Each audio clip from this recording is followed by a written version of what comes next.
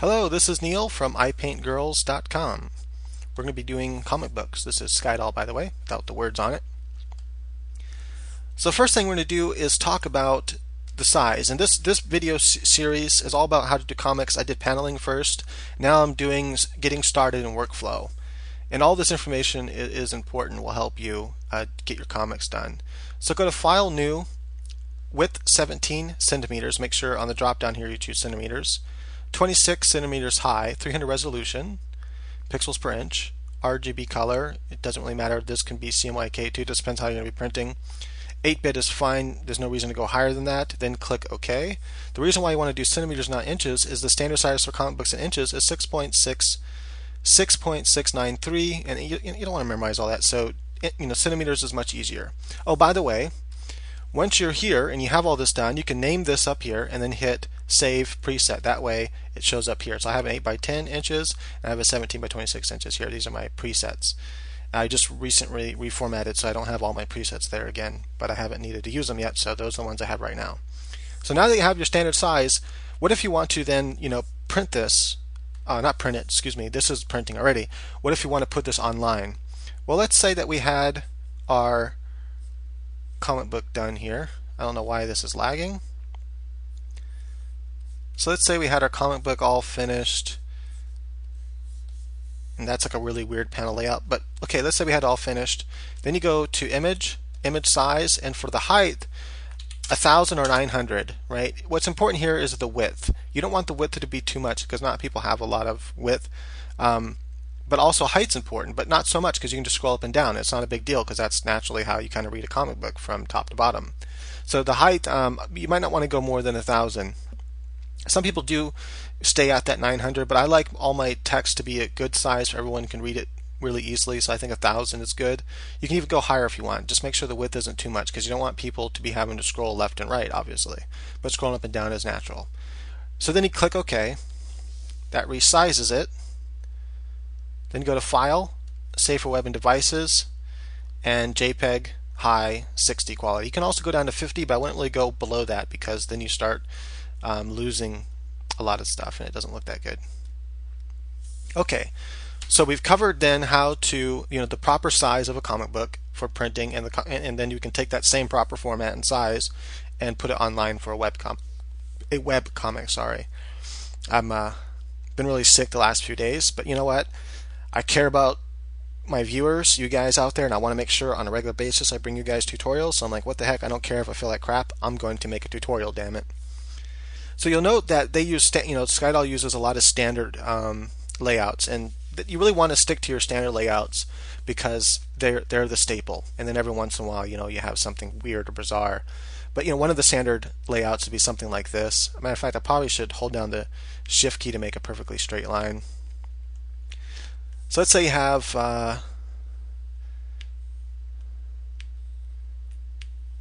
something like that, and then this one would either be shorter or longer here.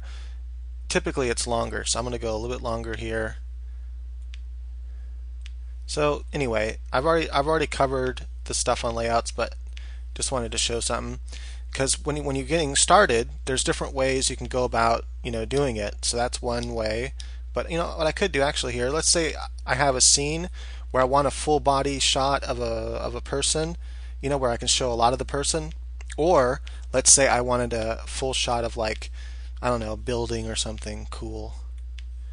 So just really quick, it's ugly, but you get the idea.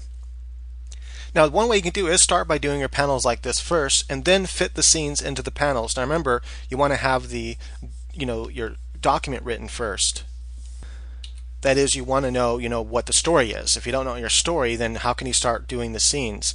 I don't recommend trying to build your comic book without a script. Have the script written first, whether somebody else writes it or you write it. If you write it, it doesn't matter how you write it, as long as you understand it. But I recommend following like either normal comic book format, whatever that is. I'm not really familiar with it. I have seen them, and they pretty much look like a screenplay, which I'm very familiar with. So I recommend just writing it like a screenplay, and that way it's easier for you to follow. What's important though is that you definitely have little descriptions of all the scenes that are going to be taking place and that you have all the dialogue. Now, to save time drawing, you might actually want to imagine, where speech bubbles are going to be, within your each page and that you know what's going to fit in there, and you just kind of do like a quick sketch like this or whatever. Another thing you can do, what I usually do, is I know what I want written, so I just grab my text tool and then I put it in here, and I have my font chosen and everything. Go here. So I got Abby. This is a free downloadable comic font. It's really cool looking. And let's go with just 12, I guess. And then you would type in, let's say whatever it is the person says. They say blah blah blah blah blah blah blah blah blah whatever. And blah. Okay. So you have what they say, and once you have what they say, you kind of type it in a way that you kind of know the size it's going to be on the panel, and then you can go ahead and make your panel. Now, one easy way to make a panel is with this tool here, with the rectangle tool and the rounded rectangle tool. Also the ellipse tool, if you like that thing. I don't like in comic books when they do the round speech bubbles. Personally, you can fit a lot more in a rounded rectangle look. So I like doing that. So that's usually the shape I use, kind of almost like a square. That's just me, it's my style. But you can change it up here. You can change the radius so it's more round or less round. That is more square or more round. So just change the radius up here, mess around stuff until you find something you like, or use the ellipsis if you want. Then you would choose white, let's say, right? And this layer would be underneath your text layer. And then you would just simply, boom, like that. And let's say I'm going to change the background color just so you can see what just happened there. I'll go with the lighter gray. Right, so then it's there, and now from here all you have to do is then take, like, let's say this tool here and make a little dealio. What the hell? Why did I say that? Whatever. Boom. Okay, so then you have it. Now it's done. Then on this layer, if there's more than one speech bubble on your bubble layer, you can hold down the control key and left click right here on this little square on the layer, brings the marquee around it. Then you go to edit and stroke, pick the color black, 1 pixel, and then voila, go to view actual pixels, scroll up here so you can see, and there you go, you got a perfect nice speech bubble. So that's a quick way to do it. It's how I do it. You can, there's other ways to do it, but I just find that to be quick. And what I'm going to try to show is ways to do comics fast, because that's what comics all about. Comic art isn't really about doing great fantastic art. It's about telling a great fantastic story as quick as possible, because you have deadlines and you need to get it down as fast as possible. Even if you're doing a web comic, which I'm going to be starting soon. I'm going to be starting a web comic. I think I'm going to be doing my story called Demi Nation, and it's like a whole graphic novel. It's going to be quite long, several chapters long. So I'm going to start as a web comic, and I need to be dedicated to that. That is, I need to update at least once a week. That is, I need to have a page up once a week at least. I'm going to go for 2 pages a week, but you need some dedication like that, and so it means you have to work quickly. And to work quickly means you need to learn all these techniques to get your comic book done quickly. Right. So that's one way to go about it, is you could do the paneling first and then fit the scenes into the panel. But what I recommend doing is to look at your scene, quickly think about what are the key parts of that scene. So for example, in my video game comic book with Jill, well, she used to be Jill Baxter, now she's Kim Brooks. Alright, so you'd have something like this for your scene. Sorry, I paused, forgot where I was, so I'm just coming back to this part here. So you have your scene written out here, something like so. This isn't actually in screen format, this is just really quick for myself. So, Kim Brooks says, and then someone pounds on the door, bam, bam, bam. Kim and Sis are sitting on sofas. Kim narration. But when someone pounds on your door on your door after lockdown, it's never good. This is like probably one panel, and I need to think, how can I represent this in a panel? Well, someone pounds on the door, I need to represent that. Kim and Sis are sitting on sofas, and they're probably startled by the pounding on the door. So I need to think about how I want that to look. So as I begin, the end result is here. You've probably already seen it before, is this panel up here. But what I need to do before I get to that stage is I need to think about how I want to represent it. And so what you do is you do quick thumbnail sketches. And I'm going to actually run out of time here, so I'll have to come back with another part.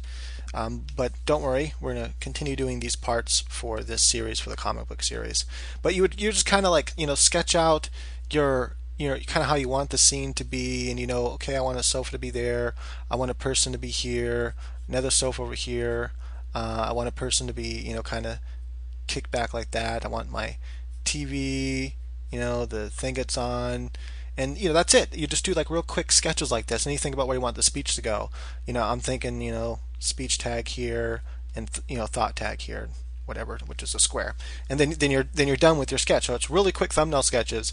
It doesn't have to look like anything as long as you understand what it means. That's all that matters. Now you could take a little more time and sketch a little bit better than this, but it's all about speed. It's all about quickness. You're just trying to think of the best way to represent the scene. You might do 3 or 4 before you finally decide, yeah, that's the way I want to represent that particular panel, that action. That is, she's like someone's knock on the.